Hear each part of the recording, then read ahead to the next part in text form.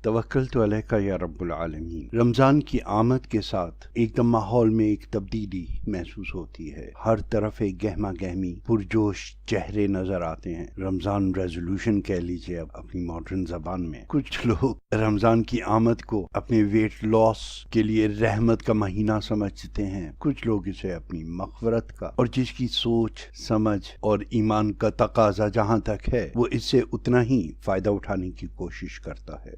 रमज़ान में एक चीज़ देखने को मिलती है कि वो लोग जो सारा साल दुनियावी कामों में इस हद तक मसरूफ़ रहते हैं कि अक्सर महफिलों में और घरों में उनसे लोग मुतनफ़र रहते हैं, शिकायतें रहती हैं कि ये बच्चा बहुत शरीर है, वो नौजवान सही किरदार का नहीं है। लेकिन रमज़ान के आमद पर हम ऐसे ऐसे लोगों के सरों पर टोपियाँ और हाथों में तस्बीह देखते हैं कि ये 900 चूहे खा के बिल्ली हज को जा रही है, खैरियत तो है। तो बातें होती है नहीं जी, शायद इसके रिश्ते की बात हो रही होगी, तो आजकल ये अपने माश को ठीक कर रहे हैं। और कुछ लोग होते हैं ना सावन हरे ना भादों सूखे, वो उसी तरह से अपने तर्ज अमल पर रहते हैं। तो आइए आज इस नुक्ते पर बात करते हैं। मुझसे सवाल भी किया गया कि शैतान रमजान में कैद हो जाता है लेकिन शैतानियत बरकरार रहती है, इसकी क्या वजह है? बहुत अहम सवाल है और हर कोई इसको सोचता जरूर है। जब भी ये तस्वुर आता है कि शैतान कैद हो जाता है रमजान में, तो सबसे पहली जो चीजें ज़हन में आती हैं कि उसी तरह से जंगें हो रही हैं, उसी तरह से कत्ल गारत हो रहे हैं। तो शैतान सिर्फ मुसलमानों के लिए तो नहीं है, तो सिर्फ आलमे इस्लाम ही में नहीं, बाहर भी वही मामला चल रहे हैं। तो शैतान के कैद होने और ना होने से क्या फर्क है हमारी सोसाइटी में? मुसलमानों के लिए ये लम्हा फिक्रिया है।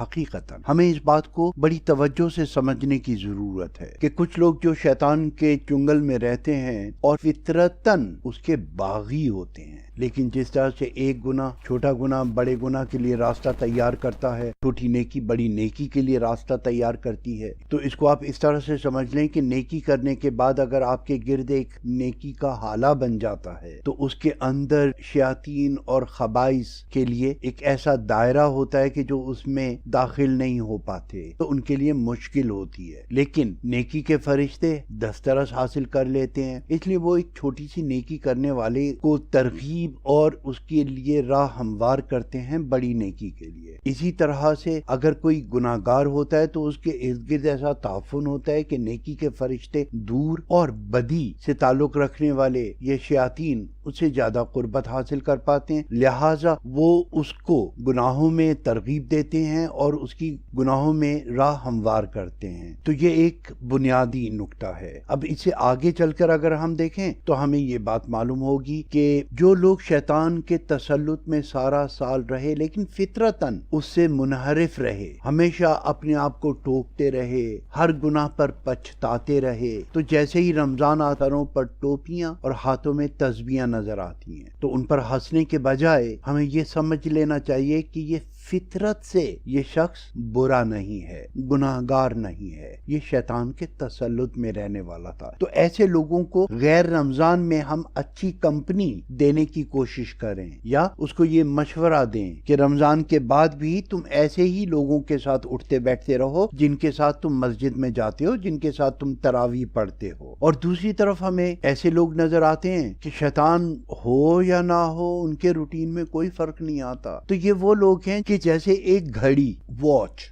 टाइम पीस जिसमें चाबी दे दी जाए तो जब तक वो चाबी खत्म नहीं होगी वो चलती रहती है। तो इसी तरह से शैतान कुछ लोगों को अपनी गिरफ्तारी से पहले बैटरी दे जाता है, चाबी दे जाता है, तो वो रमजान में भी उसी रूटीन पर कायम रहते हैं जो उनका शैतानी रूटीन था। इसलिए हमें उनके अंदर रमजान के आने के बावजूद कोई तब्दीली महसूस नहीं होती। और दूसरे लोग वो हैं जो जैसे ही वो हटा उनके ऊपर से फौरन उनके हाथ में तस्बीह और नमाज और रोजा और आखिरत की और तौबा इस्तगफार की तरफ तवज्जो उनकी मबजूल हो जाती है। तो मेरे नजदीक कुछ मामला ऐसा होता है इन लोगों के साथ। तो जिन लोगों को आप अब फौरी तौर पर सरों पे टोपियां और हाथों में तस्बीहां और जिक्र और अस्कार में मसरूफ देखें तो प्लीज उन पर हंसिए नहीं, बल्कि ये समझ लें कि वो फितरत सलीमा पर हैं। کلو شین یرجع الاصلہ، ہر چیز نے اپنی اصلیت کی طرف لوٹنا ہے. تو جیسے ہی شیطان ہٹتا ہے یہ لوگ اپنی اصلیت کی طرف لوٹتے ہیں. اور ان لوگوں کے لیے دعا کیجئے جنہیں شیطان اپنے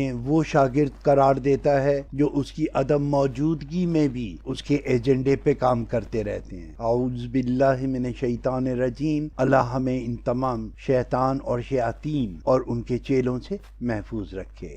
ملتے ہیں تھوڑی بریک کے بعد. اللہ پاکستان اور پاکستان کے حامیوں کو اپنے حفظ و امان میں رکھے. فی امان اللہ.